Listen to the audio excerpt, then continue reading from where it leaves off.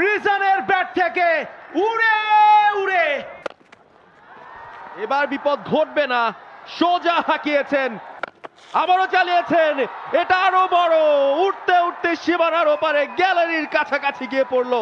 রিজান হোসেনকে আমরা দেখছি, ব্যাটার নাম্বার 5, আবারও ঘুরে ফিরে সেই রিজান অলিন জুটি। খানিকটা লুজ শট বলা যায়, নিয়ন্ত্রণে ছিলেন না শটটার, তারপরও গ্যাপ পেয়ে গেছেন, 4 হয়ে যাবে, 4 হয়ে যাবে।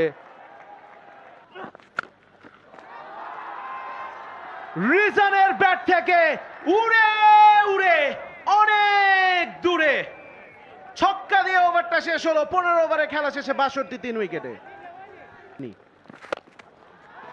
এবার বিপদ ঘটবে না, সোজা হাঁকিয়েছেন, বোলারের মাথার ওপর দিয়ে সরাসরি সীমানার ওপারে। আবারও চালিয়েছেন, এটা আরো বড়, উঠতে উঠতে সীমানার ওপারে গ্যালারির কাছাকাছি গিয়ে পড়লো। টানা দুটো ছক্কা রিজানের ব্যাটে।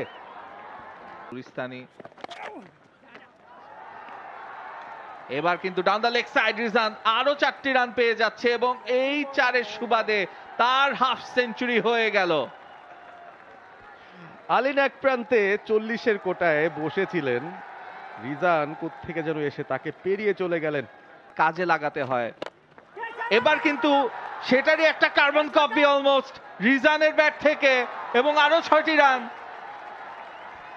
বিশাল ছক্কা, বের করতে পারেন তাহলে কিন্তু বোলাররা খুব ঝামেলায় পড়বেন। এবারে আউটসাইড এজ, বল যাচ্ছে যাচ্ছে, চলেই গেল 4-এর জন্য।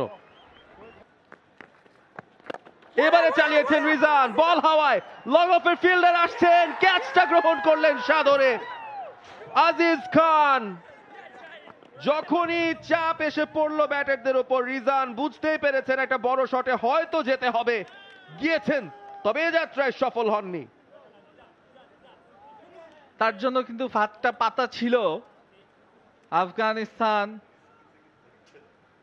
এই মুহূর্তে সেই কাজটা করেছে যেটা থেকে তারা উইকেটটা পেয়ে যায়। একটু ফুলার লেন দিয়েছেন, তবে এই বলে গতিটা একটু বেশি ছিল। অসাধারণ ফিল্ডিং আজ আফগানিস্তানের, ক্যাচিং সত্যি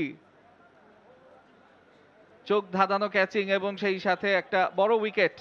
রিজান 52 রান করে ফেরত চলে যাচ্ছেন প্যাভিলিয়নে। বাংলাদেশ অনূর্ধ্ব 19 138 4 উইকেট হারিয়ে। For more updates, subscribe to our YouTube channel and click on the bell icon. Follow us on Facebook and Instagram. Download T-Sports app to enjoy exciting games and highlights. Visit tsports.com.